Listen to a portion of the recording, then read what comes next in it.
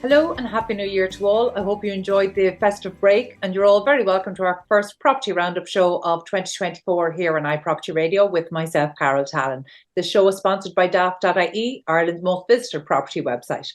So 2024 is already shaping up to be an interesting year for Ireland's property market, so it is only right to kick off the new year. We're joined by Pat Davitt, CEO of IPAV and advocate for the property market. Pat, thank you for joining us today. How are you feeling about the year ahead? Carol, it's always a pleasure to join you, and I wish you a happy new year. And I'm delighted to be here with you to talk to you about the property market indeed, and also about what we want to speak about the legal sellers pack as well. But yeah, the property market in 2023, I think you probably have heard me talking about this on many occasions. It has gone through some different difficult parts during the year where we thought the market was going to maybe change, and there was a little bit of wavering roundabout as to whether it was going to go up, stay still, or go back down again. And we've heard many commentators talking about the market going down. But in actual fact, I think come to the end of the year, I think with all of our barometer prices aren't out yet, but there will be in the next couple of weeks. But we're expecting that the prices are going to be up over 3%. And I think we've forecasted that as well. And if we continue the way we are at the moment, I think there's no doubt that property prices are going to be up again in 2024. There doesn't seem to be anything to stop an increase in property prices, and maybe not huge increases, but certainly in properties, I think out of the cities and the general cities, I think are going to increase. And many of those properties at the moment are behind where they were in 2006. And some people, even though it's not talked about very, very much, but some people are still in negative equity, and a negative equity maybe for 10, 15 or 20%. So that it's not sort of, all rosy in the garden, that everybody is out of negative equity at this particular stage. But I think in general, the market is going to move on. I think the prices in the cities might well possibly level off, or maybe even falter a little bit, I think. But definitely from out of the cities, I think prices you will see, I think, remarkably moving on. And I think that's even what's happening at the moment, as you could see, look across the country in different areas. I think you'll even see that as it is. Well, just take a moment there to reflect on the regional and indeed the rural areas. Obviously, IPAV has the advantage of representing more than 1,600 estate agents all around the country. So you have that full perspective. How are your regional and rural estate agents? How are they feeling about the year ahead? I think some people are very, very confident about it. I suppose there's a lot of different scenarios when you go out of Dublin and you talk to regional agents. Biggest thing with all agents, I think, at the moment is the amount of stock that's out there and new stock coming on the market. There's a difference, obviously, between second-hand prices and new prices. There's the amount of new houses being built throughout the country, and there's the whole question of who can buy these new housing at the prices that they're at, and who can get enough money to buy them is really sort of the big question. And I think it's going to be even bigger question in 2024. And hence, I think the whole macroprudential rules of the central bank, while they have come into play, and basically, I think because IPAV has kept pressure on them for years, they've changed their 3.5 times to 4 times. But I think that is going to change again. And I think it has to change again if we're going to continue to see house prices, new ones, as they are currently. But if you take a town like Navan or a town like Athlone, a good town in the Midlands like Athlone, and you see property prices there, like you see 3-bedroom apartments there, 2-bedroom apartments there, that were bought probably in 2005, maybe 2006 for over 300,000, and still only able to make 250,000 today. And that reflects right across, I'd say, the Midlands, and right down to the west, right down to the western, to the seaboard. And you see those type of properties, and then you see house prices rising by, in listen to Daft yesterday, in Limerick by 9%. But like, what you don't see is the reasons behind them. And I know that we saw a little bit about that last night and the reasons behind them, but you don't see the reasons behind why is somebody still in negative equity, even though we're talking about increases last year of probably 4%, increases the year before maybe a 6 or 7%, and maybe 8 or 9 the year before that. So why are people still in negative equity? So it is a big consideration. And I think as as people see that as well, purchasers see that, I think you'll see them buying properties in these areas, and that's what's making the property prices move on. Yeah, I wonder though how the COVID effect really skewed figures regionally. So, for example, I was speaking to a developer in Mayo only in the last maybe 2 months, and he was talking about the increases that we're seeing in various towns around Mayo when people who were able to work remotely for the first time came back with their perhaps Dublin or Cork salaries, and that doesn't whether that capacity has been reached or not. Essentially, those prices aren't being achieved now in those same towns across rural Mayo. So I wonder how much of the post-COVID or COVID effect is going to be long-term for the regions. Yeah, I'd say a lot of the COVID effects, like, the increases because of the fact that people can work from home. I think we all felt that that was going to be a short-term thing. I think even people who were selling the properties and people who were going to live in them felt that it was going to be short-term. I don't think anybody ever felt that it would be as long-term even as it is at the moment. And who's to say that it's not going to be much, much longer term? I know many employers are trying to get people back to their offices for so many days of the week, but I think that there's still going to be an element of working from home, no matter how we look at it. It's incredible to think that prior to COVID, we didn't really think an awful lot of working from home, even though some people were doing it, but we didn't think about an awful lot of it from a national perspective. And it's incredible when you think, like, you have governments and you have all these think tanks about all this, doing all this, looking into all these different situations, and still something there that is looking at us now, working from home. It's such a fantastic idea, but the secret to it all is broadband. And we've been talking about broadband for years and years. And I know many agents talk about, and government bodies talk about BERs and BERs, the increases involved in BERs. But you can have all the BERs you like, but if you don't have broadband, the advantage that you're going to have in your property price is going to be very limited, where broadband is the secret and the key to what's going on. Yeah, and look, not just for those remote working, we need it now for everyday life. And actually talking about technology, and I suppose, I talk a lot about prop tech on the show, the technology that can improve the buying process, but there are still some things that technology has not been able to address. And that's one of the reasons why I really want to talk to you today about the new seller's legal pack. Again, it's hard to believe coming into 2024, as somebody who came into this industry through conveyancing almost quarter of a century ago, I can't believe how little progress has been made in the conveyancing side. So before we get on to, I suppose, the seller's legal pack, let's talk about the results of IPAV's conveyancing survey in 2023. First of all, how did this survey come about? Well, we started these surveys in 2015. I came to IPAV as the CEO in 2013. And conveyancing always had been a problem from my point of view because I came from a state agency background.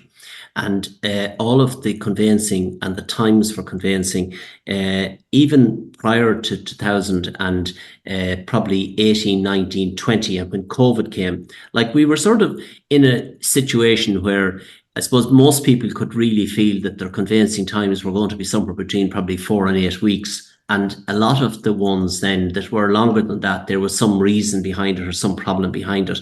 So conveyancing times were, like in 2015, there were something like in the region of the average conveyancing time was somewhere in the region of probably 12 to 15 weeks or something. It has got no better since. So we started doing surveys in 2015. And actually at that time, we wrote to the minister. I think it was, Minister Stanley, I think it was in at that time was the minister that was involved with this and who had responsibility for it. And we asked them to meet them to discuss this conveyancing as to what was going to happen in the future with it. And indeed, all sorts of things happened then. We met at the Law Society and they had a conveyancing committee, and they talked about that this was going to change. There was going to be conveyancing in the next 3 or 4 years or something like that. And anyway, we didn't get to that situation, and we still haven't got anywhere near e-conveyancing. I know some people think that, yes, it's only around the corner, but it's not around the corner when you look at the conveyancing, the details required for conveyancing at the moment, and why the timeframes are there for it's taken so long to close the sales, etc., etc. So we did that at that time. that survey. We did it again, I think, in about 2019 or 20, and now we've done it again in 2023. And much things haven't changed since we did the first one to where we are today. Like the conveyancing times are still somewhere in the region of 4 months from the time a property is put in the market to an actual fact when you sign a contract, and that might even be, it might be a contract subject to X, Y, or Z. So that time frame is still there and very much there, and it's causing a lot of confusion. It's causing a lot of hassle, and it's causing a lot of, I suppose, for people who are buying properties, it's causing a lot of heartache and heartbreak for them, because they never know when you have a property bought until you have a contract signed, and it's signed by both parties. So like, to get you to that stage is really what we are trying to do in IPAV. Now with this legal sellers pack, we're trying to get into a situation where the documentation is all got up front for a sale. So this is done at the moment in all of the sales that are going for public auctions. So for years and years and years, many years before ever I came into the property market, if you go to sell a property by public auction, you must get all of the documentation in line, because on the day that you have the auction, you want to be able to sell the property. Solicitors must have had looks at the legal documentation, everything up before then, and everybody must be happy that they're going to buy the property if you sell it on the day. And we're trying to do the same with private treaty sales. It's no big sort of deal that we're trying to do. We're not trying to reinvent the wheel. We're not trying to do anything other than trying to bring everything into line with what's done with public auctions. And that's, if we're able to do that, I think you're able to do many, many things if you're able to do that, because some properties that are for sale, the conveyancing could go on for a year with them, or maybe longer, because planning isn't correct. Maybe rights of way aren't correct. Maybe different things with the property. There may well be bits of extensions and different things put with the property, septic tanks outside the boundaries, like all sorts of things that you come up with. There's, when a property is put on sale in the beginning, that maybe the owner themselves feels that their septic tank is inside a boundary. It's only when it's mapped at a later date that they find it's not. And that causes all sorts of hassles. You know, you have to go back for planning permission, you have to do this, you have to do that. So the legal sellers pack will mean that those type of properties won't be going on the market now. Those type of properties will be checked immediately when a vendor wants to sell their property. They have to get their legal sellers pack. They have to get it in order. The solicitor will be instructed to bring up that legal sellers pack for them, to bring the documentation with it. There's a certain amount of legal documents. Some people think there might be more, some people think there could be less. Whichever is going to come out at the end of the day when the bill actually comes into force will be, obviously, it'll be decided as time goes on. But it means that the documentation that's got for it, the legal documentation, means the property at least can be sold. So we know that properties that will be on the market can be sold, which is a big thing to start with.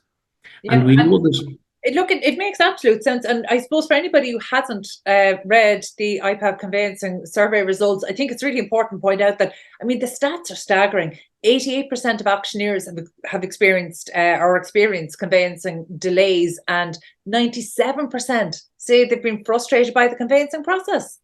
Like, they're huge figures. And okay, they're the agent, so you might think, okay, well, that's impacting their livelihood. But actually then, in a poll of, I suppose, the more general population, am I correct in thinking it was 73% said conveyancing caused a problem when purchasing a home? So they're not the industry, they're the consumers, they're the people who are experiencing this. Is it all down to documentation? And that actually survey that you're speaking about was done by Ireland Thinks, and it's an outside company that IPAV got to do this survey for them. Not our own survey. We did our own survey, first of all, through our own members. But this particular survey is done with consumers, which is a different kettle of fish, because this bit of legislation is really consumer legislation. While it's going to help, but it really is about consumers. So yeah, it's about documentation. I suppose in many, many cases, in many, many areas, there are different things, because an agent finds themselves that I'm selling your property today and you call me out to your house and I go out and you give me the sale of your property, and I'm dealing with you and we're selling your property, and I probably ask you, is this correct? Or you have an extension in the back of your house? Did you get planning first? Yeah, I did. Yeah. And everything, and all this sort of thing, you know, this sort of conversation goes on between agents and vendors, and the agent will advise you to go to your solicitor and get your deeds, etc., where are they, and where's all this type of stuff, you know. So some vendors will go to their solicitors immediately, and they'll get these documentations drawn up. Some may not even have a solicitor. Some say, well, I have a couple of solicitors. I don't know who I'm going to go to.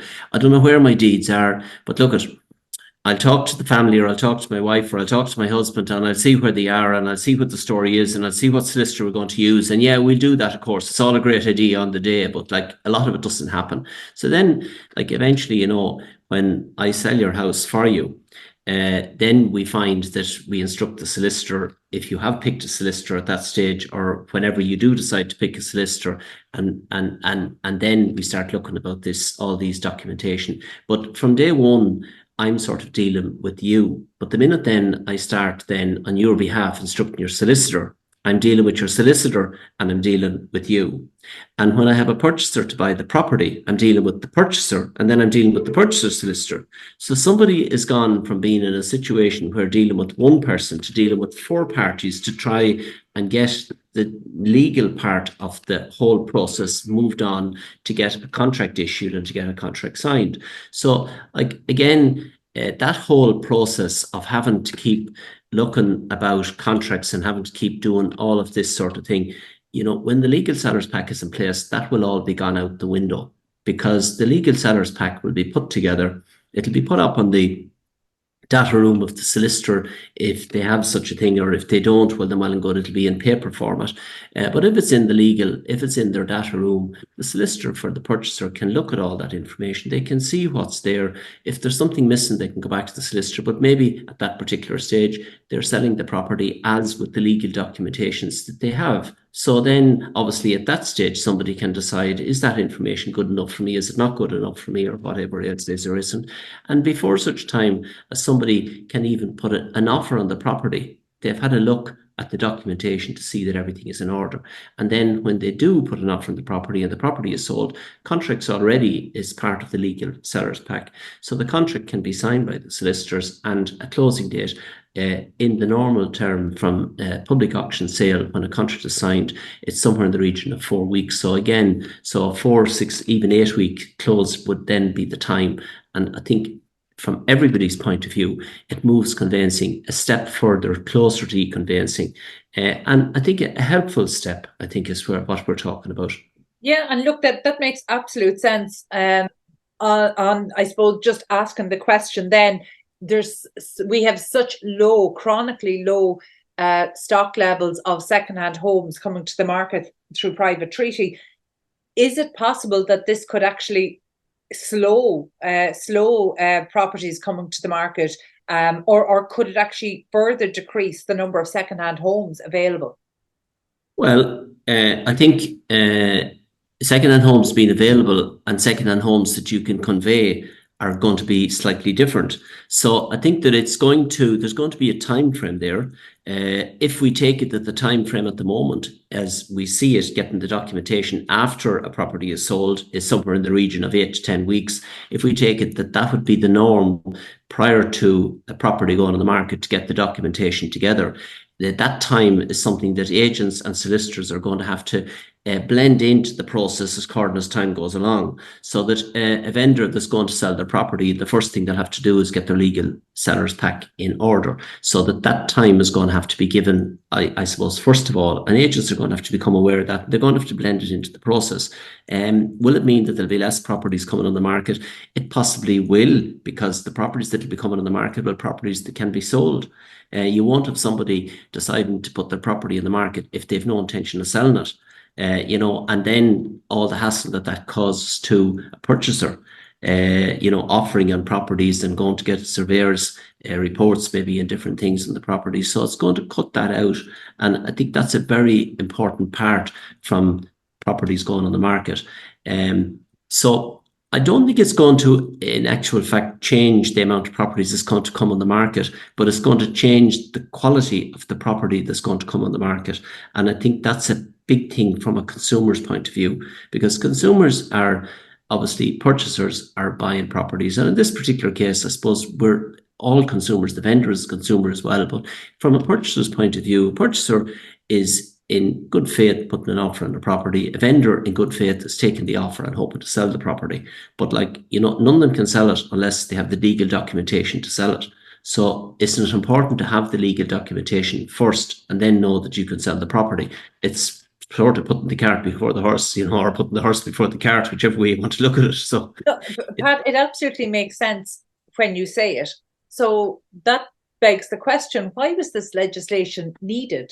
Doesn't everybody in the transaction benefit from a speedier process? Well, you'd imagine that everybody benefits from it. It baffles me why the government haven't brought this piece of legislation in before. Why they haven't seen that these delays are there, and why haven't they done something about it? Deputy Mark McSharry brought this legislation through for IPAV. We've written the bill ourselves, and he has brought it through.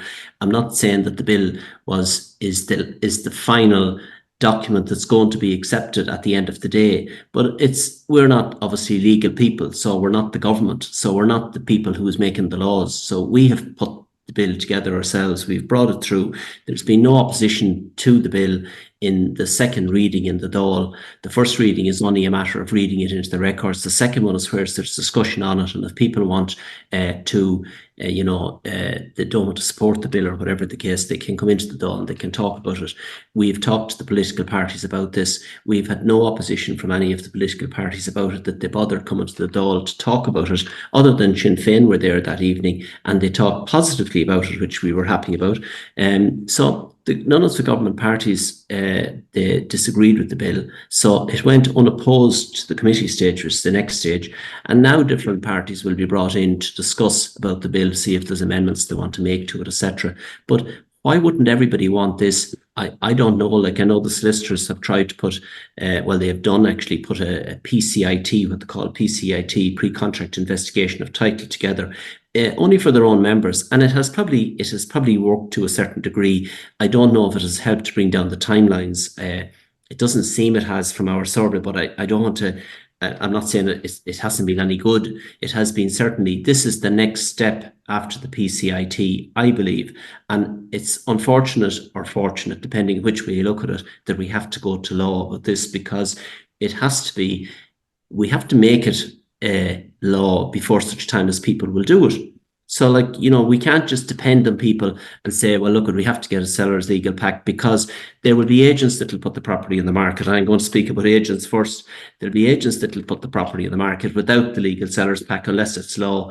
There will probably be solicitors and different people who will act for people without it. So, we need to have it in law, and we probably need to have this in the event of e-conveyancing as well. So it's going to be a big step for e-conveyancing as well when this happens. So I think it's going to be a further step along the way that's going to make this happen. And when the Minister for Justice at the moment, Minister McDay, Helen has obviously brought up, she has looked for submissions on conveyancers as a profession. And if that was to be brought into force, well, then I think all hand in hand with this legislation, with that legislation that she's speaking about, and with e-conveyancing, I think property sales would become into the probably 21st or 22nd century, which is really where we want to have them. We want the property sales to conclude as quick as possible, because as long as a property is undecided, while somebody might have it bought, gazumping can take place. Somebody can put a further offer on a property. And it's very, very embarrassing for agents. I know many people blame the agents for this, but at the end of the day, it's very embarrassing if I have to go back to somebody and say to them, look, somebody else put an offer on this property. And they say, oh, I thought I had the property bought. Well, you have a sale agreed, but you don't have it bought. And as long as it's out there and it's only sale agreed, I have to pass on the offers to the vendors. And if they accept them, they accept them. And if they don't, they don't. Not that agents are going out looking for these offers, but sometimes this happens. So gazumping happens. And if the property prices are going down, gazundering will happen, which again, people will run down the price of properties. And these things happen. And the longer that there's uncertainty between the time a property is sale agreed and a contract is signed, the bigger danger there is of these things happening. So it has to be in everybody's interest, Carol, to get the sales closing quicker and to get contracts and everything out there so as people can see them. Yeah, no, look, absolutely, and I fully agree with that. In fact, a couple of years ago, we did some research in house. From speaking to estate agents, we were trying to figure out at that time the fall through rate, but we were also tracking when the property had sale agreed. So actually, what we could see, there was a direct correlation with how long something takes to close, how long the transaction takes to close, to the likelihood of it falling through. And I think you touched on something very important there, and that is that inexperienced buyers, they believe once they've paid their booking deposit that they have a legal right, and that's just not the case under Irish law. And by the way, that has never made sense to me as somebody who, again, started conveyancing quarter of a century ago. It's still that particular booking deposit system still remains in place in Ireland is just complete madness to me. So I understand why inexperienced buyers believe that when they've paid their booking deposit, they should have some legal right, but that's just not the case. But in any event, we absolutely welcome and support this as a very positive and very necessary, and in some ways long overdue step forward. But I just want to very, very quickly run through maybe the instances where the seller's legal pack is not required. So, for example, I know from reading the documentation that you prepared there that, if it's an off-market transaction or an off-market sale, then it's not required. If there's any element of commercial, this pack will not be required. But it's also not required for seasonal and holiday accommodation. So what's the rationale behind that? In a lot of holiday homes, like that are legally holiday homes, there's a lot of other legal situations behind them, like companies and different things set up to buy these homes and everything. And I suppose rather than getting into all of this as to who owns the property and where the property is owned or what company owns it and how much times of the year is this property, does somebody themselves or some of their relatives, etc., live in this property? Because you can only live in it for so many times, months or weeks of the year as well. It has to be rented out all of the other times. So to get I suppose, away from the extra problems that this would cause and the explanations that this would have before such time as you put a property in the market, we left this out of the bill. But that doesn't mean to say that, if the government comes back and says, oh, listen, we want to put this into the bill, well, then fine. We're not precious about what's in the bill. We're not precious about having this bill ourselves. We're quite happy for other people to help us to get this bill across the lines, to make sure that it works and to make sure that it comes into law. But like what we are precious about is we want to see it happening, because we have estate agents throughout the country who are taking deposits on properties. And exactly as you say, if somebody purchases a property and they feel that when the agent tells them we have a deal there and the vendor is happy to deal with you, that they think that should be the end of it. And if we looked at it realistically, we would obviously probably all think that the very same thing. It's not just because people are inexperienced, but because that is the situation. And we find then that as time goes along, that the thing could change, that you could actually have bought the property and now somebody else is buying the property, or you can't buy the property because there's no planning, or you can't buy the property because there's a right of way, or you can't buy the property because there's an extension on the property, etc. So a lot of people don't understand that, and they wonder to themselves, well, why did the agent put the property in the market in the first place? And the agent may well have asked the vendor, is there planning for your septic tank, or is the septic tank inside your boundary, or is the percolation area inside your boundary, or etc. with it? And vendors, many of them think themselves that it probably is, and then they find that it's not. So, it's not really the agent's responsibility to put this. It's their agent property to sell the property, but it's not their responsibility to look at the legal part of it. And the legal part of it is the most important part when we get to the end of the day. Like, selling the property is a cog on the wheel. The legal part is another cog on the wheel. The mortgage part is another cog on the wheel. So we've all these cogs along the way, but we need to tie them into one another to make sure that people, when they do buy a property, that it actually is, first of all, that it's saleable, and secondly, that when they buy it, that the shortest time possible arrive at between the time that they sale agree the property and they get to sign for it and get to move into the property as well. Like, you have people who, it's not, you have somebody who sells a property themselves and wants to buy another property. So you're trying to tie up your day with selling your own and concluding your own sale with a new property. And like, for people themselves, purchasers, the amount of hassle and heartbreak that brings to many couples is incredible. So this consumer legislation, as I believe it is, I think is going to help that whole situation, and it's going to help people who really are finding that maybe when they sold their own property, they sold it in good faith, but then they can't buy a new one, and they have to now say that I can't sell my own property, and all the human torture that this brings along the way with it. I think is this bill is going to help it, I think. Pat, that's a really good note to finish on. I'm really glad that you brought that in, because so sometimes I can forget when we talk about the process that actually we are dealing with people and their families and their dogs and their luggage and their belongings and their furniture. And if they're selling a home and waiting to move into their home, and we don't do chains well in this country at all. I would say that for sure. So it is important to understand that actually when we talk about delays in terms of weeks, that actually we are dealing with a very human consequence of that as well. So look, thank you for taking us through the information today. I know you've mentioned that the bill is at committee stage.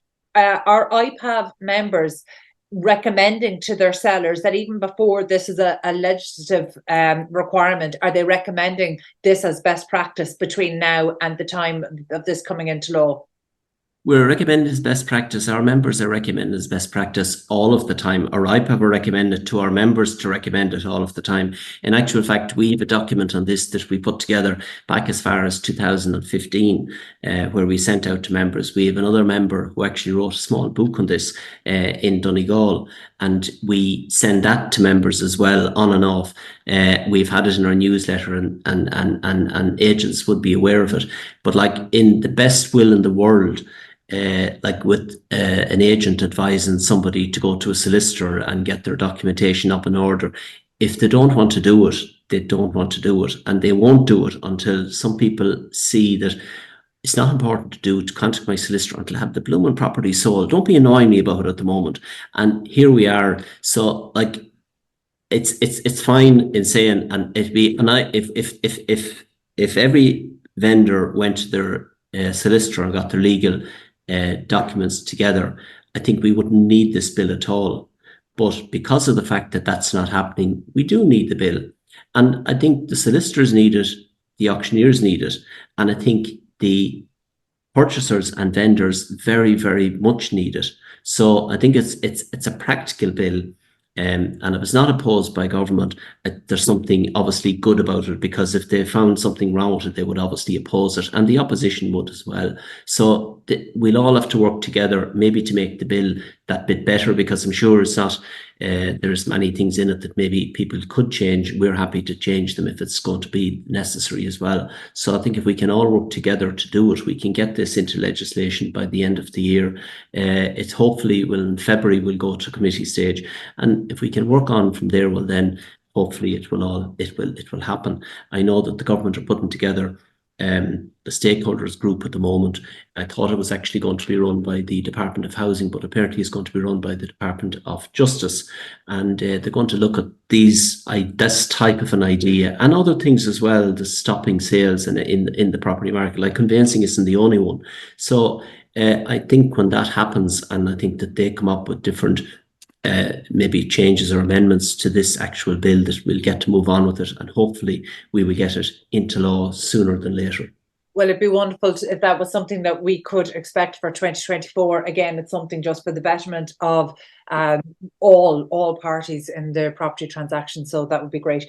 Thank you so much to Pat Davitt, CEO of IPAV, for taking us through that today and being our very first guest of 2024. My thanks to producer Katie Tallon and to the production team at Hear Me Roar Media. And huge thanks to our show sponsor, daft.ie, Ireland's most visited property website. And thank you indeed for tuning in. We'll catch you on the next episode of the Property Roundup. In the meantime, please be sure to check out all of the other Irish and international real estate and construction shows on iProperty Radio.